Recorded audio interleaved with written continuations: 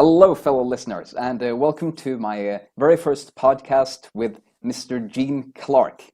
I met Gene online by looking at his YouTube videos where he shares book reviews just like the ones I make. And just thought it would be really cool for you to have a podcast where we discuss some of our favorite big ideas from As a Man Thinketh, since that's a book that we both think is really inspiring and great and has a lot of ideas that we can apply to our lives. So why don't you tell us a little bit about yourself, Gene? Yes, thank you, Frode. Started my YouTube channel about a year ago, and I think I found you along the way. I think I found both your channels separately, and at first I didn't realize they were two different channels. So really happy we were able to connect, and we've covered a few of the same books, and As a Man Thinketh is one of them. And I'm just excited to be here with you today, finally connect and talk to somebody else who's as excited about the self-development genre as I am. So thank you for inviting me to connect with you and to have this conversation. No worries. Yeah, and I'm really excited to dive in. So let's just begin. We both have prepared some of our favorite big ideas, and we'll go kind of back and forth and talk about our best insights. So why don't you start with your first one? So it's such a small, well, I say small book. It's such a quick read. It's not a lot of pages, so I feel like the concepts and the areas I like are really just covered in some of the topics themselves. And one we hear a lot of in self-development, and one that is covered right off the bat in As a Man Thinketh is power of thought. And it's all about mindset and your subconscious mind. And what amazes me is as I read more books, the themes of those tend to repeat themselves. And I think authors gather information they like from other authors from years gone by. And when I was originally doing my research for As a Man Thinketh, I learned it was basically the first true kind of self-help book that was written. And it's one of the ways the power of thought and the power of your mindset really came about, or I guess gained traction in it. And so that's just one of those powerful concepts for me that came from As a Man Thinketh. How about yourself? Oh yeah, I totally agree on that one. It's like the power of thoughts that you become what you think. That's actually the very first idea I had also written down. So yeah, it's really all about how every single thought we think shapes our behaviors, our actions, and eventually our habits. And also with the regards to the kind of attitudes we have on life, like we will get what we are giving to the world. So if we think happy and uplifting and positive thoughts, we will get happy and uplifting and positive situations in life. Yeah, and then another big idea is to think with purpose. James Allen says something like, without a clear purpose, there is no intelligent accomplishment. And it just really struck me as so true, because another word for purpose is goal, having some definite aim we're directing our minds toward. And it's really intuitive and simple that if we don't have a clear target, then it's very difficult to hit it. And apart from just the simple idea of having a goal, so we want to split our energy in too many directions, having a purpose is also helpful for not worrying and having so much self-pity like most people do from bad things that happen in life. Like it starts raining, or someone cuts us off in traffic, or someone says something that insults us. And if we have a clear vision of something we are very excited about achieving, then those things won't really matter that much, because they won't get in the way of our goal. Unless someone actually comes to physically hold us down so we won't be able to write or speak or go studying or work, then nothing should really matter of those small petty things. So yeah, that's Right. just one of the great ideas that I like very much. Do you And have and another one? Mm-hmm. I was gonna say I agree with what you're saying. Thought and purpose. You can't just think though, and eventually you've got to get action behind your thoughts, and you've got to focus on that goal. And I love. Oh man, I can't find. I didn't write the quote down, but it's something to the extent of, if you're just sitting around thinking all these grandiose thoughts and you don't act upon them and you don't go out and do, then you might as well just be thinking about anything. And it doesn't matter that you've got these bigger goals for yourself. If you're not putting that into action, then nothing is going to come about and you're just wasting your time. And I love that because so many critics of this genre of books always are saying, oh, people are too obsessed with reading them and they're so into the books and the podcast and YouTube channels. They don't actually go out and do anything. They just try to consume, consume, and consume. And that's not the point. Even though a lot of the books have, when you dig down, a very similar message, and a lot of them get their information from As a Man Thinketh, it still boils down to, okay, the message might be presented in a different way that resonates with different people, that gives them something else they can take away. But at the end or in the middle of every book, you're getting that you got to go out and do something. You got to go out and take action. Otherwise, you can't accomplish anything. And I loved that. Essentially, the first self-help book ever written argues against what all the critics say about the entire genre. So I love that. I love that. Oh yeah, that's a very good insight. I love the you focus on not just reading the books and like theorizing about things, but also actually taking action and making things happen.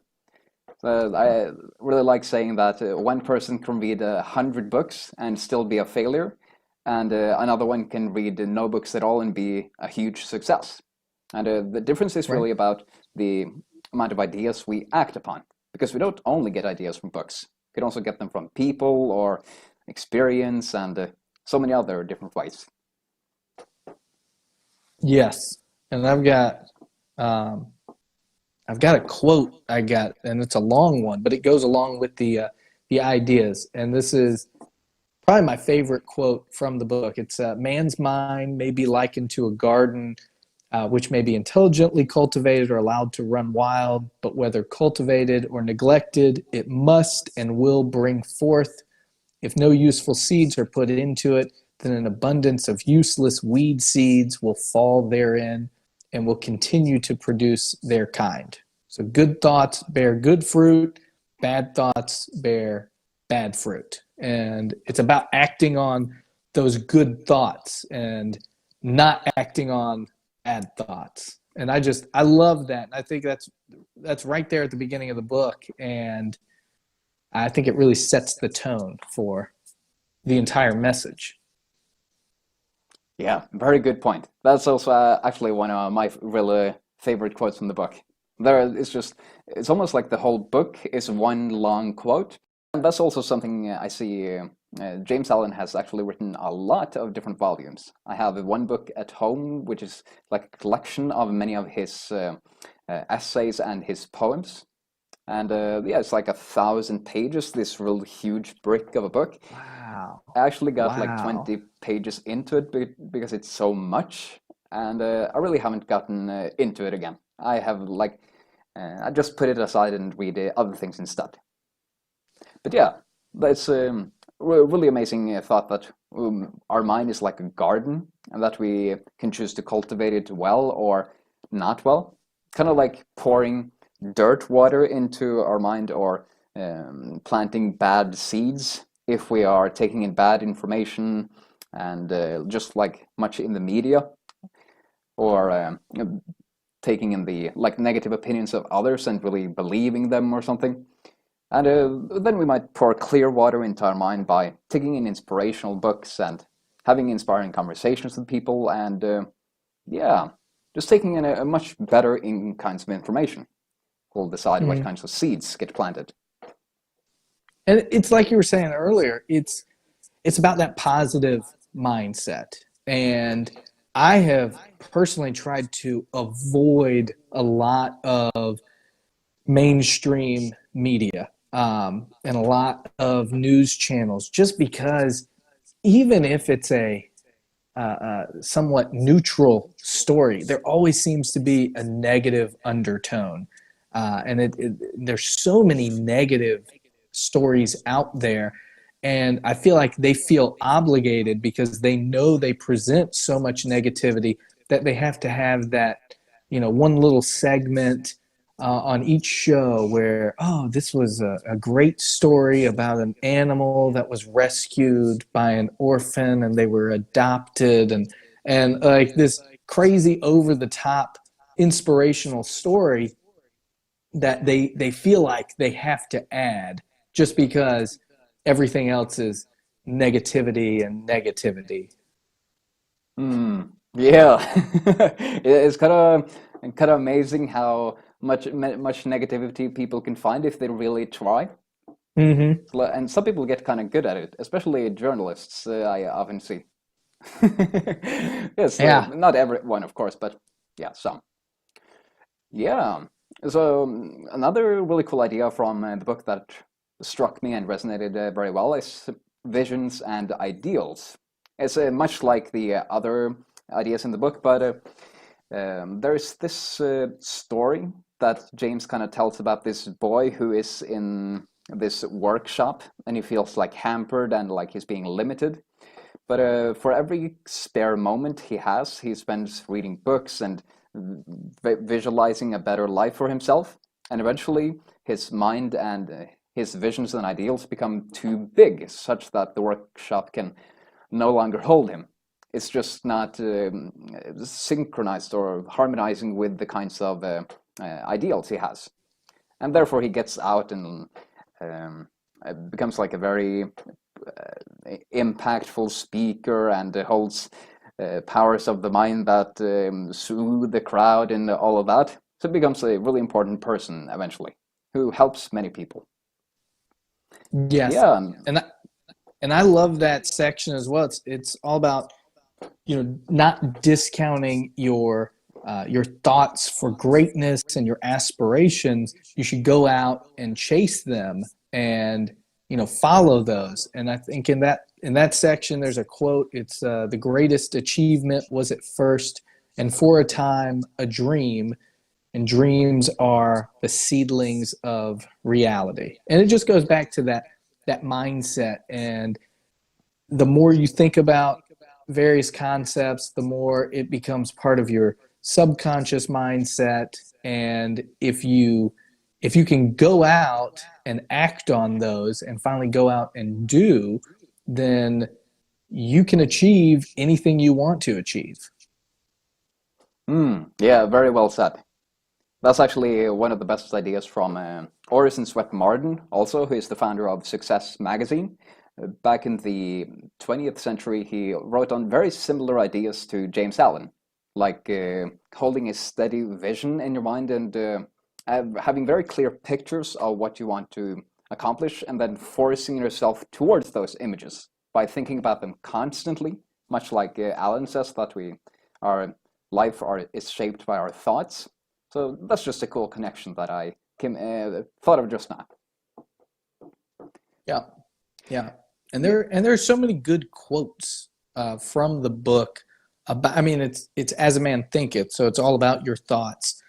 But talking about that, when James Allen says, "A man can only rise, conquer, and achieve by lifting up his thoughts," that's just so powerful to me. That's just Like just by you're never going to be successful if you don't believe in yourself and you don't believe you can achieve those goals and those dreams that you have.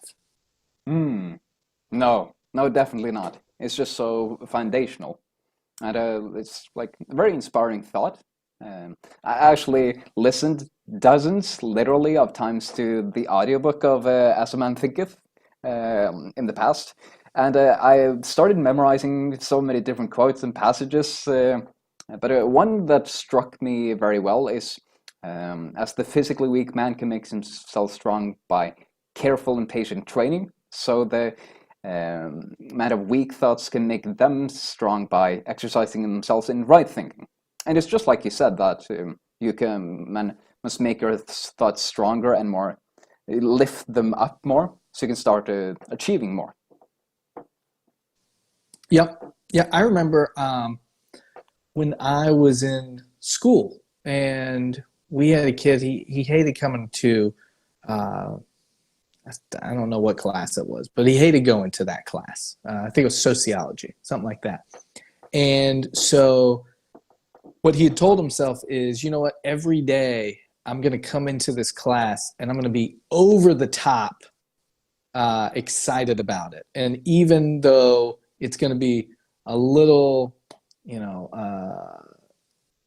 I'm going to be lying to myself in the beginning, I'm going to do this every day anyway. And after a couple of months of doing that, he literally started coming in and he was genuinely excited to come into class and excited to learn what was going on. And he ended up being one of the most involved kids in the class. And it was because he had come in so many times just saying, okay, it's going to be a good class. I love this class. It's my favorite class. That eventually that mindset just stuck. And eventually he wasn't having to tell himself that. He genuinely felt, okay, this is a great class. I love it. Wow, that's a great story. Yeah, thank you for sharing it. It's so easy to think about these ideas on the abstract level and then just talk about them. But yeah, it's very useful to have a story about someone actually using them, and that's what I find really inspiring. Yeah, yeah. So really must say that I don't have any more like distinct ideas that I find in the book. So why don't you share the one or more ideas that you have, if you want to talk about some more? Um, we have covered so many. I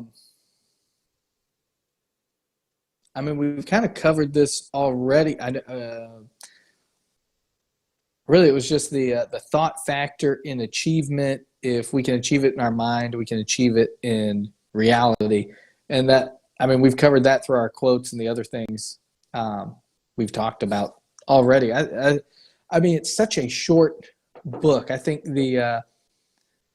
I was looking up different copies on Amazon, and I think they're anywhere from 26 pages to like 53 pages is the longest one.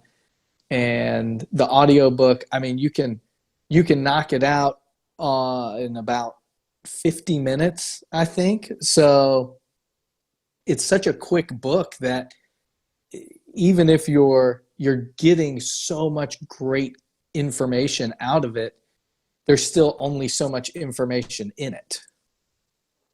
Hmm. Yeah, yeah, yeah, it's very true. It's really the same kind of ideas that get repeated again and again eventually when you have kind of been through it. But that's a really big thing about repetition, that the more times you repeat a certain idea, the more likely you are to actually embody it. So it's still very useful. Yeah, right. That's right. So yeah, it was really nice talking to you today, Gene, and I'm very happy about um, sharing and discussing ideas together, such that our listeners could also get into the favorite ideas that we found in the book, kind of to perhaps so that they could get inspired to read them themselves, or just be happy with the knowledge and wisdom they got from this video or podcast. So why don't you tell our listeners, where they can best connect with you and learn more?